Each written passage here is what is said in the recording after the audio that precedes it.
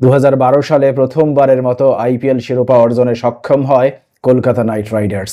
সেবার তারা চেন্নাইকে পরাজিত করার মধ্য দিয়ে প্রথমবারের মতো আইপিএলের শিরোপা নিজেদের করে নেয়। পরবর্তীতে 2014 সালে এসে পাঞ্জাবকে পরাজিত করে দ্বিতীয়বারের মতো আইপিএল শিরোপা নিজেদের করে নিতে সক্ষম হয় কলকাতা। পরবর্তীতে 2021 সালে আবারও ফাইনালে পৌঁছে যায় কলকাতা, কিন্তু এবার তারা চেন্নাইয়ের বিপক্ষে পরাজিত হওয়ার কারণে তৃতীয়বারের মতো শিরোপা নিজেদের করে নিতে ব্যর্থ হয়।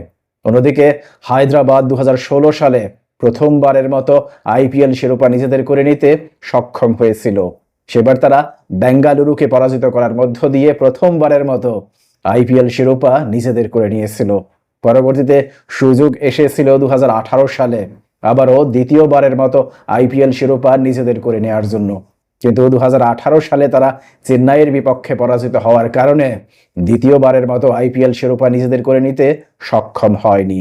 যে কারণে আজকে মহা গুরুত্বপূর্ণ এই ফাইনালে সবার মনে একটাই প্রশ্ন ছিল, কলকাতাকে নিজেদের তৃতীয় শিরোপা নিজেদের করে নেবে নাকি হায়দ্রাবাদ আইপিএল এর মঞ্চে দ্বিতীয়বারের মতো এই শিরোপা নিজেদের করে নিবে। অন্যদিকে আইপিএল এর এবারকার মৌসুমের শুরু থেকেই এই দুই দল দুর্দান্ত খেলছিলেন।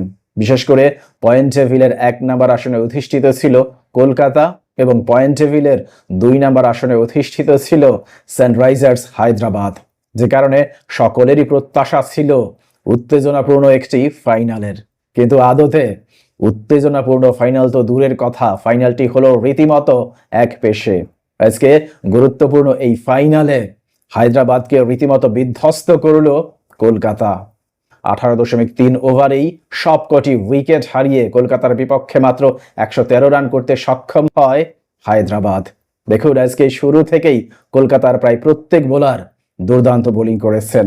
18.3 ওভার হায়দ্রাবাদ ব্যাটিং করেছে, অর্থাৎ 111 বল তারা মোকাবেলা করতে সক্ষম হয়েছিল। মজার বিষয় হচ্ছে এই 111 বলের মধ্যে 56টি বলই ছিল ডট বল, অর্থাৎ কলকাতার বোলাররা এতটাই দুর্দান্ত ছিলেন যে 56টি ডট বল আদায় করে নিতে সক্ষম হয়েছেন।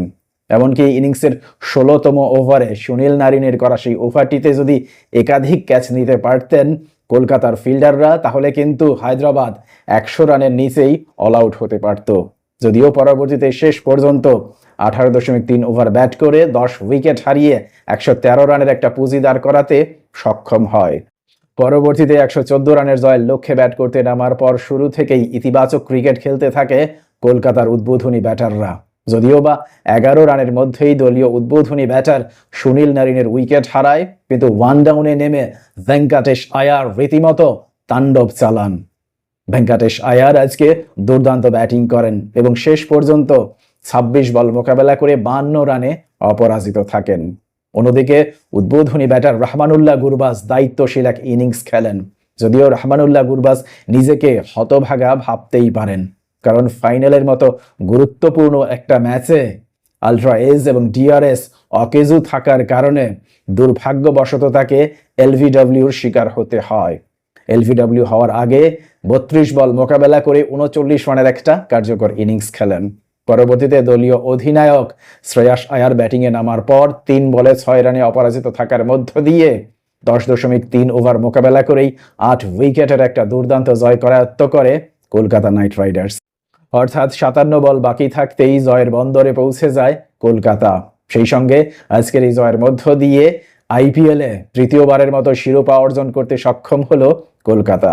প্রিয় দর্শক, আজকে মহা গুরুত্বপূর্ণ এই ফাইনালে কলকাতা যেভাবে রীতিমতো বিধ্বস্ত করলো হায়দ্রাবাদকে, তাতে করে কলকাতার এই দুর্দান্ত জয় নিয়ে আপনার কোনো মন্তব্য কিংবা মতামত থাকলে অবশ্যই তা কমেন্ট বক্সে লিখে জানান।